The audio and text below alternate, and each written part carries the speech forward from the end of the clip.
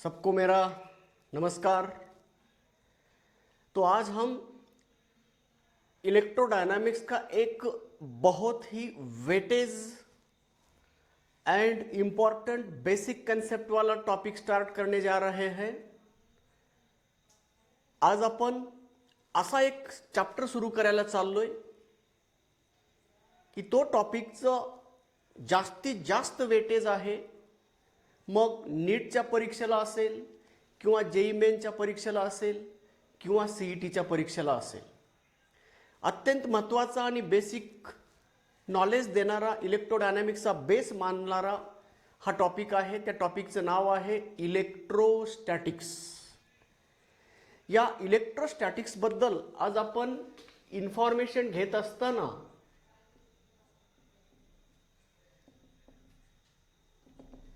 कुठल्याही घटनेचा, कुठल्याही गोष्टीचा अभ्यास करत असताना आपलं कर्तव्य बनतं की त्याला बायफर्गेट करा। We have to bifurcate that topic into sub divisions so that will become easy for grasping for us. आपके लिए, अपनों के लिए और हमें इलेक्ट्रोस्टैटिक्स अच्छी तरह से ग्रास्प होने के लिए उसको टुकड़े में डिवाइड कर दिया है।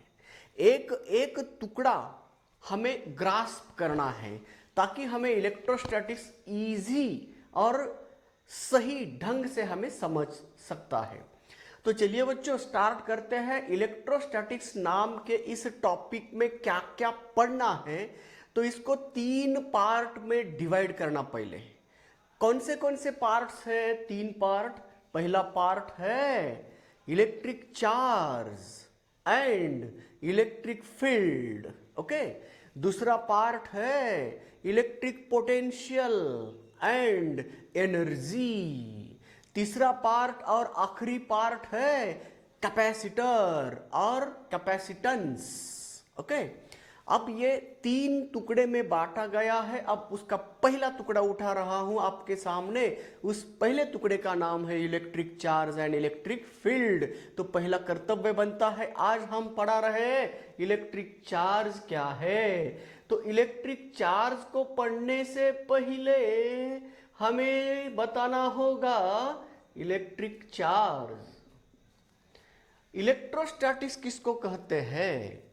तो what is electrostatics? Electro means electric charge, static means study of rest charges. जिस ब्रांच में, फिजिक्स के जिस ब्रांच में हम रुके हुए चार्ज का स्टडी करते हैं, उस ब्रांच का नाम इलेक्ट्रोस्टैटिक्स है। The branch of physics which deals with the study of charge at rest called as electrostatics.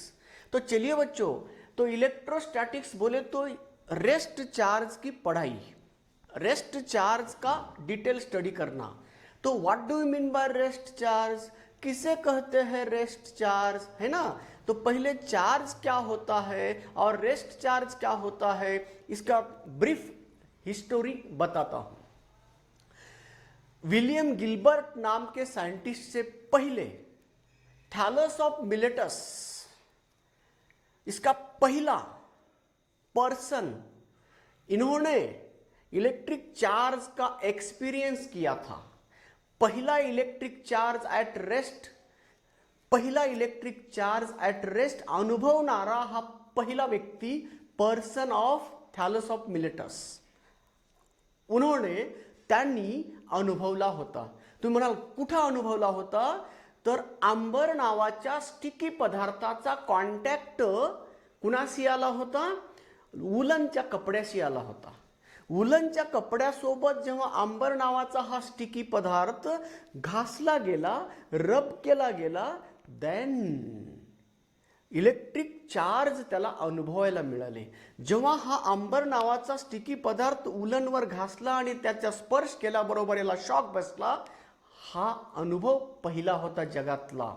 म्हणून थांबलेल्या चार्ज बद्दल जाणून घ्यायचं आहे। रेस्ट चार्जचा अभ्यास आपल्याला करत असताना रेस्ट चार्ज कसा तयार झाला, कसं कळलं आपल्याला रेस्ट चार्ज, अनुभव कसा घेतला आपण रेस्ट चार्जचा, how does we get the experience of the rest charge at the beginning, that is going to study. Okay, William Gilbert म्हणतोय केवळ या आंबर आणि उलनमध्येच हा अनुभव नाही, अशा असंख्य पेअर आहेत की ज्याच्यामध्ये आपणाला स्टॅटिक चार्जचा अनुभव येतोय.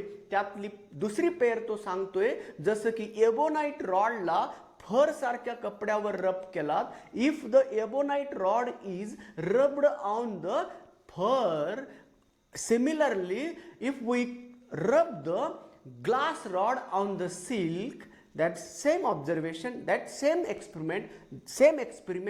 experience will be got from these experiment also. जसं आंबरला उलनवर घासलं, तसं एबोनाइटला फरवर घासलं, ग्लासला सिल्कवर घासलं, प्लास्टिकला ड्राय हेअरवर घासलं, सिंथेटिक फायबर्सला रेक्झिनवर घासलं. या सर्वांचा अनुभव घेत असताना अनुभव एकच आला की या दोघावर जेव्हा रब केलोय, कुणालाही एकाला स्पर्श केल्याबरोबर शॉक बसतोय. शॉक का बसतोय याचं कारण आहे की त्या रबड केलेल्या बॉडीवर काय स्टॅटिक चार्ज डेव्हलप होतात आणि जेव्हा आपण स्पर्श केल्याबरोबर आपल्या शरीरातनं ते फ्लो होतात आणि जेव्हा आपल्या शरीरातनं फ्लो होतात तेव्हा आपल्या शरीरामधल्या करंटला इंटरप्ट केल्यामुळं ब्रेन त्याला शॉक मारतं आणि ब्रेन बाजूला घेण्याचा प्रयत्न करतं आणि आपल्याला शॉक बसला असा अनुभव होत असतो. चला मग, म्हणून स्टॅटिक चार्जची निर्मिती किंवा स्टॅटिक चार्ज कसा कळला याचा शॉर्टमध्ये इतिहास सांगतोय. मग साम्राज्यामध्ये पहिला साम्राज्यवादी जो होता त्याला कळाल्यानंतर विलियम गिल्बर्ट म्हणतो असे तर बहुत क्या अलग अलग पेयर्स मिलेंगे आपको. इतना ही नहीं, बेंजामिन फ्रैंकलिन नाम के अमेरिकन साइंटिस्ट ने, बेंजामिन फ्रँकलिन या अमेरिकन शास्त्रज्ञानं 2 प्रकारचे चार्ज असतात हे सुद्धा सांगितलं. म्हणजे स्टॅटिक चार्ज निर्माण करणारा इतिहास आणि स्टॅटिक चार्जचे प्रकार 2 आहेत असं बेंजामिन फ्रँकलिननं प्रयोगातनं सांगितलेलं आहे. चला, हे ब्रीफ इतिहास झाला.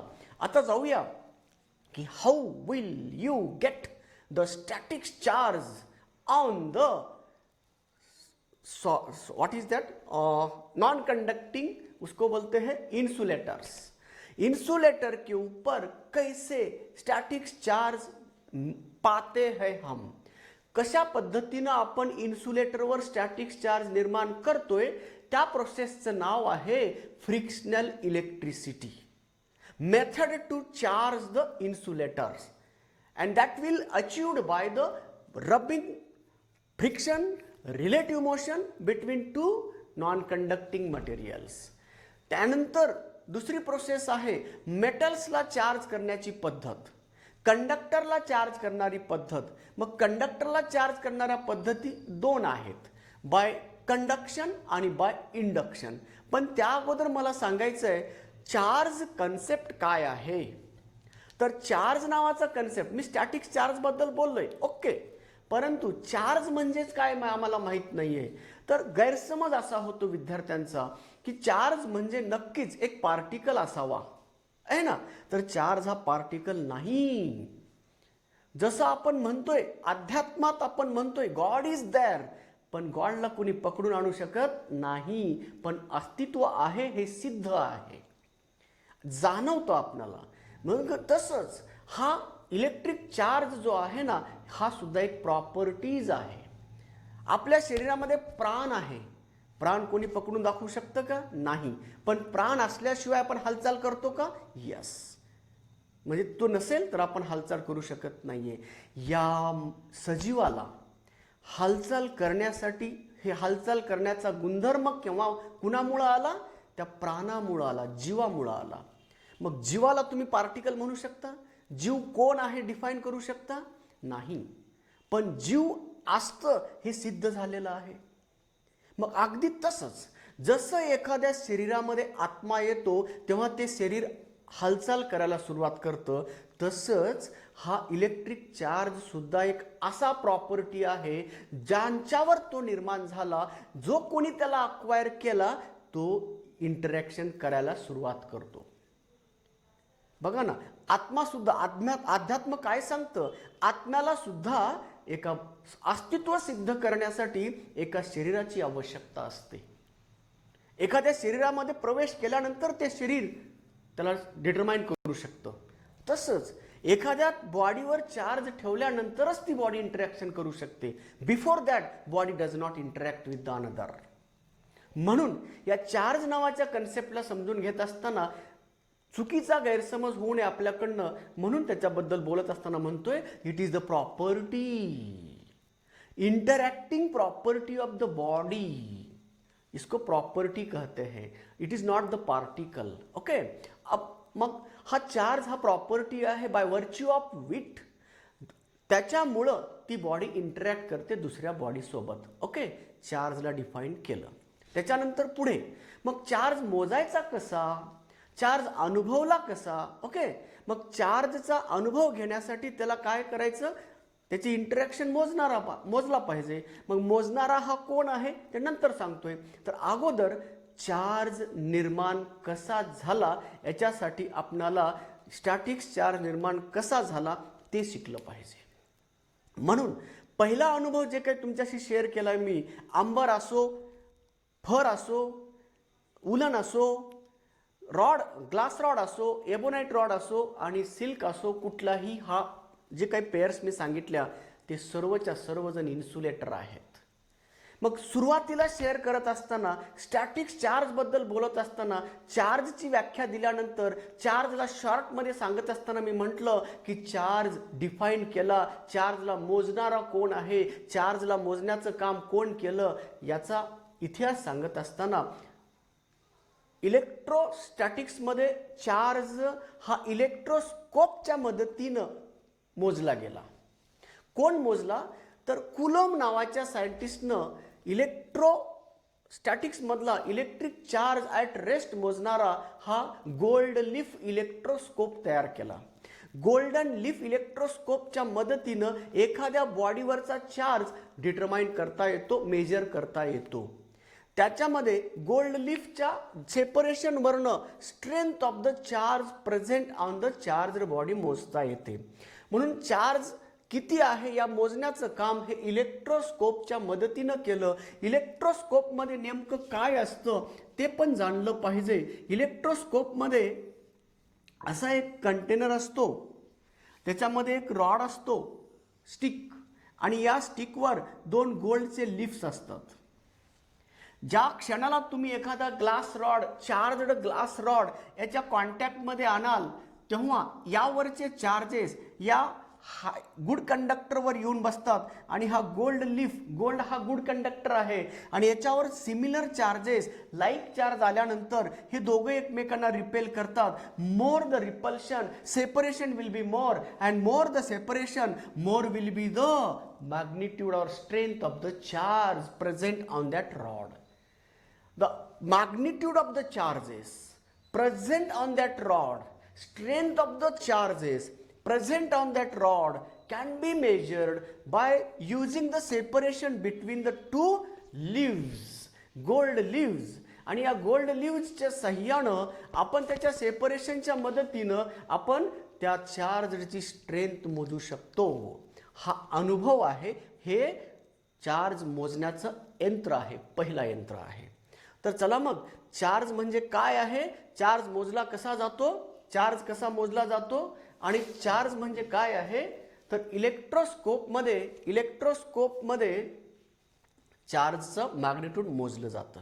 ओके. मग चला आता पुढे चार्जचं मॅग्निट्यूड मोजलं, मग त्याला युनिट काय द्यायचं आहे ना. चार्जला मोजायचं, ठीक आहे, मोजण्यासाठी आपण इलेक्ट्रोस्कोप वापरला. ओके. मग चार्जला युनिट काय द्यायचं, मग चार्जला युनिट देण्यासाठी काय फॉर्म्युला वापरायचं. चार्ज हा फंडामेंटल क्वांटिटी आहे का, तर नाही. चार्ज हा डिराइव्ड क्वांटिटी आहे आणि चार्ज हा मोजला जातो मॅग्निट्यूड त्याचं कुलोममध्ये. कुलोम. ओके. कुलोम हे SI सिस्टीम मधलं युनिट आहे आणि CGS सिस्टीम मधलं युनिट. बघा, कुलोमला 2 युनिट आहेत. CGS सिस्टीम मध्ये 2 युनिट आहेत कुलोमला, चार्जला. का असं, कारण इलेक्ट्रोस्टॅटिक्समध्ये थांबलेला चार्ज स्टडी करतो. थांबलेला चार्जचं CGS युनिट आहे stat coulomb. Electrostatic coulomb electrostatic coulomb ESC electrostatics coulomb आणि इलेक्ट्रोडायनॅमिक्स कुलोम इलेक्ट्रोमॅग्नेटिक कुलोम सुद्धा म्हणतात. त्याला ॲब्सोल्यूट कुलोम म्हणतो, ABC ॲब्सोल्यूट कुलोम. पळणाऱ्या चार्जला मोजलं जातं, म्हणजे फ्लो होणाऱ्या चार्जचं CGS युनिट आहे ॲब्सोल्यूट कुलोम आणि थांबलेल्या चार्जचं CGS युनिट आहे इलेक्ट्रोस्टॅटिक्स कुलोम किंवा ओनली स्टॅट कुलोम. आणि या दोघातला संबंध असा आहे की एक इलेक्ट्रोस्टॅटिक्स कुलोम आणि स्टॅट ॲप कुलोम मधला संबंध सांगण्या अगोदर CGS आणि SI युनिट मधला संबंध सांगतोय. विद्यार्थी मित्रांनो, 10 हे बघा ना, CGS युनिट आहे इलेक्ट्रोस्टॅटिक्स युनिट, फक्त इलेक्ट्रोस्टॅटिक्स बोलतोय, आणि SI सिस्टीम मध्ये युनिट आहे स्टॅट कुलोम. तर एक कुलोम आणि इलेक्ट्रोस्टॅटिक्स युनिट मधला संबंध जोडत असताना तर एक coulomb equal to 10 to the power 8 ESU electrostatics unit. तर 10 to the power 8 1 coulomb equal to 10 to the power 8 electrostatics unit आहे. हा झाला कुलोम आणि इलेक्ट्रोस्टॅटिक्स म्हणजे स्टॅट कुलोमचा संबंध. स्टॅट कुलोम सुद्धा म्हणतात बरं याला, स्टॅट कुलोम. आणि त्यानंतर हा CGS युनिट आणि SI युनिट मधला इलेक्ट्रोस्टॅटिक्स मधला संबंध झाला. आता इलेक्ट्रोमॅग्नेटिक मधला काय आहे, तर इलेक्ट्रोमॅग्नेटिक म्हणजेच काय, 10 coulomb equal to 1 ABC, 10 coulomb equal to 1 absolute coulomb. मग आता सांगा सर्वात मोठं युनिट कोण आहे, ॲब्सोल्यूट कुलोम आहे. 10 कुलोम म्हणजे 1 ABC आणि 10 to the power 8 coulomb stat coulomb म्हणजे 1 कुलोम, म्हणजे 10 to the power 9 stat coulomb म्हणजे 1 ABC. हे system used to measure the charge. आणि म्हणून दोन सिस्टीम इलेक्ट्रोमॅग्नेटिक मध्ये ॲब्सोल्यूट कुलोम आणि इलेक्ट्रोस्टॅटिक्स मध्ये स्टॅट कुलोमचा वापर करायचा आणि चार्जला मोजायचं. ओके, म्हणून चार्ज डिफाईन केला, प्रॉपर्टी आहे वगैरे म्हटलं, त्याच्यानंतर मोजण्यासाठी काय वापरलं ते पण सांगितलं. मोजत असताना युनिट द्यावं लागतं. SI युनिट कुलोम आहे, CGS युनिट 2 आहेत, इलेक्ट्रोस्टॅटिक्स युनिट आणि इलेक्ट्रोमॅग्नेटिक युनिट. इलेक्ट्रोस्टॅटिक्स युनिटला ESU पण म्हणतात आणि दुसरं नाव आहे स्टॅट कुलोम. आणि इलेक्ट्रोमॅग्नेटिक युनिटला ॲब्सोल्यूट कुलोम सुद्धा म्हणतात आणि त्याचं दुसरं नाव आहे EMU इलेक्ट्रोमॅग्नेटिक युनिट असं म्हणतो, इलेक्ट्रोमॅग्नेटिक युनिट असं म्हणतोय. तर हा झाला इलेक्ट्रिक चार्ज. आणि इलेक्ट्रिक चार्ज हा फंडामेंटल क्वांटिटी नाहीये. त्याला जर मोजायचं असेल तर we have to use the formula Q equal to I into T. या फॉर्म्युल्याच्या साह्यानं I फंडामेंटल क्वांटिटी आहे, T फंडामेंटल क्वांटिटी आहे. करंट आणि टाइम या दोन फंडामेंटल क्वांटिटीच्या मदतीनं आपण चार्ज मोजू शकतो, म्हणून याला डिराइव्ड क्वांटिटी म्हणायचं. मग चार्ज ही स्केलार आहे का, तर चार्ज ही स्केलार क्वांटिटी आहे, ही वेक्टर नाही. चार्जला दिशा नसते. जरी करंट ही स्केलार आहे, टाइम हा स्केलार आहे, म्हणून चार्ज सुद्धा परफेक्टली स्केलार क्वांटिटी आहे. विद्यार्थी मित्रांनो, चार्ज म्हणजे काय याचं इंट्रोडक्टरी एवढं स्पष्टीकरण दिलंय. चला मग आता स्टॅटिक्स चार्ज निर्माण करण्याची प्रोसेस आहे आणि ती निर्माण करण्यासाठी आपण इन्सुलेटरवर कसा चार्ज निर्माण करायचा त्याचा अभ्यास करायचा आहे. चला मग त्याच इन्सुलेटरवर चार्ज निर्माण करण्याच्या प्रोसेसचं नाव काय आहे, frictional electricity. This process is used to charge the insulator by relative friction between two insulators. म्हणून पहिली हेडिंग, ॲक्च्युअली ही पहिली हेडिंग आपल्या स्पर्धा परीक्षेसाठी आहे, पण चार्जला जाणून घेण्यासाठी आपल्याला इतिहास थोडासा सांगावा लागला. त्याचा इतिहास सांगितलं म्हणजे इंटरेस्ट वाढतं विद्यार्थ्यांचं, आणि म्हणून इंटरेस्टेड बनवण्यासाठी आपण इतिहास सांगितला. परंतु त्यातली पहिली हेडिंग आहे की how does we get the static charges on the insulator, means method to charge the insulators. तर इन्सुलेटरला चार्ज करणारी पद्धत और मेथड काय आहे? तर पहिली पद्धत आहे frictional electricity. Frictional electricity. Okay, तर electricity is the process to create the charges, process to create the charges on the insulator by relative friction between them. That process is called as frictional electricity. Okay, now see here, as we rub the glass rod rub केला silk सोबत, ebonite rod रब केलात fur सोबत. बघा, लक्षात घ्या. आता खूप इंटरेस्टिंग आहे. का होते याचं कारण पण आहे. फ्रिक्शनल इलेक्ट्रिसिटी ही प्रोसेस आहे. ओके, काय केलं आपण? ग्लास रॉडला सिल्कवर रब केलं आणि निर्माण काय झालं बघा. ग्लास रॉडवर चार्ज निर्माण झाला, एबोनाइटवर सुद्धा चार्ज निर्माण झाला. ग्लासला सिल्कवर रब केलं, एबोनाइटला फरवर रब केलं आणि याचा बेंजामिन फ्रँकलिननं केलेल्या प्रयोगातनं सिद्ध झालं की जो चार्ज ग्लासवर आहे त्याच्यापेक्षा वेगळा चार्ज एबोनाइटवर असतो. का? ग्लास रॉडला सिल्कवर रब केलं आणि लटकवलं एका स्टँडला, एबोनाइटला फरवर रब केलं, लटकवलं दुसऱ्या शेजारच्या स्टँडला. या दोघांनी एकमेकांना रिपल्शन केलं. याचा अर्थ काय झाला? या दोघांनी एकमेकांना अट्रॅक्शन केलं. याचा अर्थ काय झाला की या दोघात अनलाईक चार्जेस निर्माण झाले. कारण unlike charge attract to each other, like charges repel to each other. मग हे दोघात रिपल्शन झालं नाही, अट्रॅक्शन झालं. कळलं काय की हे दोघं एकमेकांना अट्रॅक्ट करतात, म्हणजे दोघांमध्ये अनलाईक चार्जेस आहेत. मग याच्यात जो आहे तो याच्यात नाहीये आणि याच्यात जो आहे तो याच्यात नाहीये. मग नक्कीच याच्यावर जो चार्ज आहे त्याच्यापेक्षा हा वेगळा आहे. म्हणून दोन भिन्न प्रकारचे चार्ज असतात आणि एकावर पॉझिटिव्ह चार्ज आणि एकावर निगेटिव्ह चार्ज असं का म्हटलं, त्याचा डिटेल स्टडी करण्यासाठी मध्ये गेला, केमिकल काय आपलं ॲटॉमिक स्ट्रक्चर स्टडी केला त्याचा, तेव्हा लक्षात आलं की ग्लासला आणि सिल्कचं कंपॅरिझन केलं.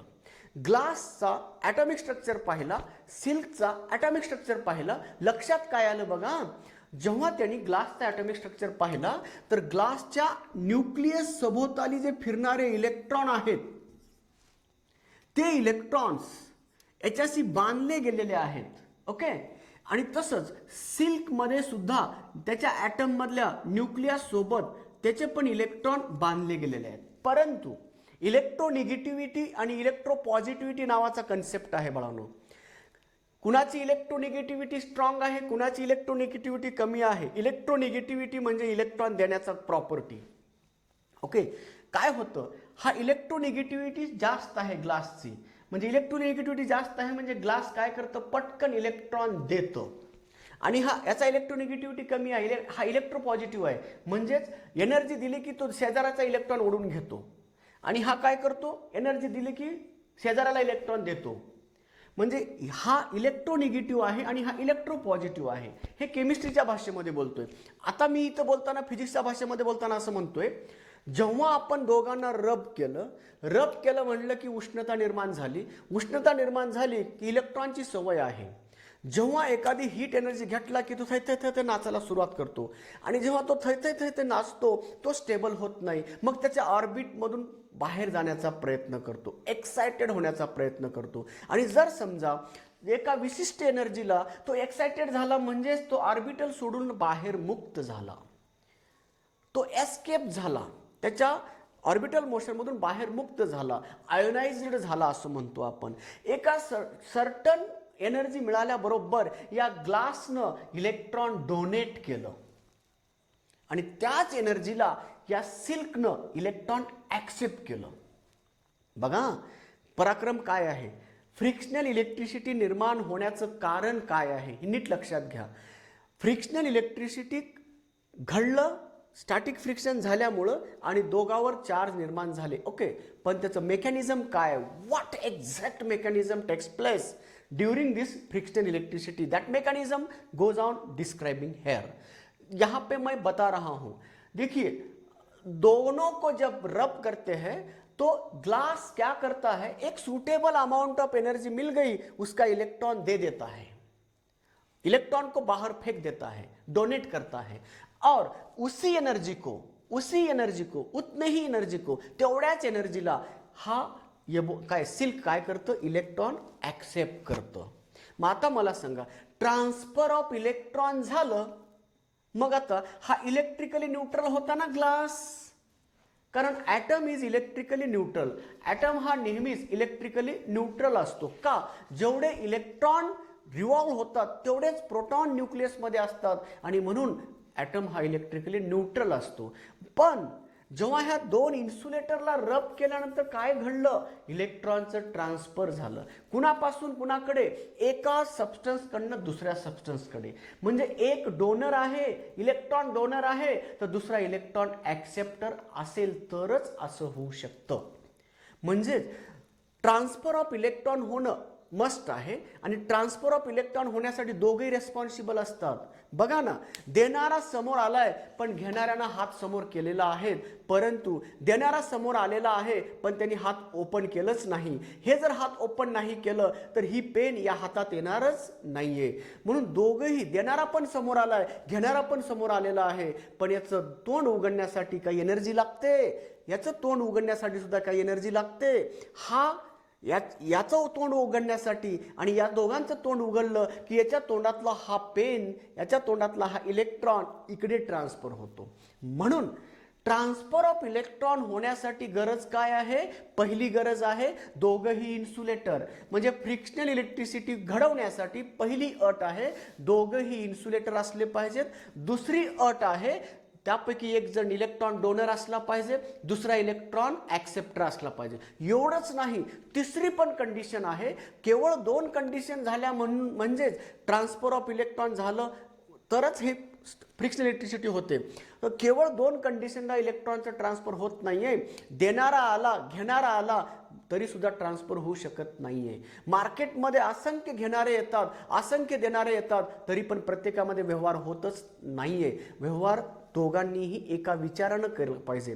अगदी तसंच आता पहा, ग्लास इलेक्ट्रॉन डोनर आहे, सिल्क इलेक्ट्रॉन ॲक्सेप्टर आहे, म्हणून ग्लासनं इलेक्ट्रॉन गमावला आणि सिल्कनं कमावला, आणि ग्लासनं गमावल्यामुळं इथं प्रोटॉनचा एक एक्स्ट्रा एक्सेस प्रोटॉन निर्माण झाला, आणि म्हणजेच तो पॉझिटिव्ह चार्ज ग्लास रॉडवर जमा झाला। पॉझिटिव्ह चार्ज म्हणजेच ग्लास रॉडवर पॉझिटिव्ह चार्ज निर्माण झाला जेव्हा तुम्ही सिल्कवर रब केला तेव्हा। चला, आता हा थांबलाय, ग्लास रॉडवर थांबलाय तो, म्हणून त्याला रेस्ट चार्ज म्हटलंय। आता याच्यावर कोणता एक्स्ट्रा इलेक्ट्रॉन आला, एक एक्स्ट्रा इलेक्ट्रॉन, मग याच्यावर निगेटिव्ह चार्ज झाला। म्हणजे ग्लास रॉडवर पॉझिटिव्ह चार्ज आणि सिल्कवर निगेटिव्ह चार्ज निर्माण झाला। ओके, म्हणजे स्टॅटिक चार्ज निर्माण झाले। आता इकडे बघा, एबोनाइटला जेव्हा फर सोबत रब करतोय, याचा केमिकल स्टडी केला, याचा कंपोजिशन स्टडी केला, याचा आपलं काय ॲटॉमिक स्ट्रक्चर स्टडी केला, आणि त्याच्या बाइंडिंग एनर्जी बद्दल बोललं, तर एबोनाइट हा याचा इलेक्ट्रो पॉझिटिव्ह आहे आणि हा इलेक्ट्रो निगेटिव्ह आहे। म्हणजे याचा अर्थ हा इलेक्ट्रॉन ॲक्सेप्टर आहे आणि हा फर इलेक्ट्रॉन डोनर आहे। या दोघांची जोडी जमली म्हणजे दोघांमध्ये व्यवहार एकाच एनर्जीला झाला, या दोघांमध्ये व्यवहार एकाच एनर्जीला झाला। मग हा इलेक्ट्रॉन घेणारा आहे, हा इलेक्ट्रॉन देणारा आहे, हा इलेक्ट्रॉन घेणारा आहे, हा इलेक्ट्रॉन घेणारा आहे, हा इलेक्ट्रॉन देणारा आहे, हा घेणारा आहे, हा देणारा आहे। आता बघा, दोघंही हा आणि हा इलेक्ट्रॉन घेणारे आहेत आणि हे दोघं इलेक्ट्रॉन देणारे आहेत। आता बघा, चौघच्या चौघं इन्सुलेटर आहेत। फ्रिक्शनल इलेक्ट्रिसिटीसाठी दोघे इन्सुलेटर लागतात। चला मग असं करता येतं का बघा, ग्लास उचलला आणि एबोनाइटला घेतलं, दोघे इन्सुलेटर आहेत का नाही? हां। त्यानंतर दुसरी कंडिशन, एक देणारा दुसरा घेणारा आहे का नाही? हां। मग आता सांगा बरं, एबोनाइटला आणि ग्लासला दोघाला रब करा बरं, होतं का हे असं? फ्रिक्शनल इलेक्ट्रिसिटी निर्माण होते का? होत नाही। म्हणून तर तिसरी सुद्धा कंडिशन सॅटिस्फाय झाली पाहिजे। कोणती कंडिशन आहे? तर ग्लासनं इलेक्ट्रॉन किती एनर्जीला सोडलाय तेवढ्याच एनर्जीला एबोनाइटनं घेतलं पाहिजे, तरच त्यांच्यामध्ये फ्रिक्शनल इलेक्ट्रिसिटी होते. म्हणून फ्रिक्शनल इलेक्ट्रिसिटीसाठी नंबर 1 कंडिशन, फ्रिक्शनल इलेक्ट्रिसिटी फक्त इन्सुलेटरमध्येच होते. नंबर 2 कंडिशन, त्यापैकी एक देणारा आणि दुसरा घेणारा असला पाहिजे. नंबर 3 पण कंडिशन की दोघांनीही इलेक्ट्रॉन घेणं आणि देणं यासाठी लागणारी एनर्जी सेम असली पाहिजे. समजा आपण या दोघांना रब केलं, 10 जूल एनर्जी होती. 10 जूल एनर्जी क्रिएट झाल्याबरोबर यांनी इलेक्ट्रॉन फेकला आणि यांनी झेलला,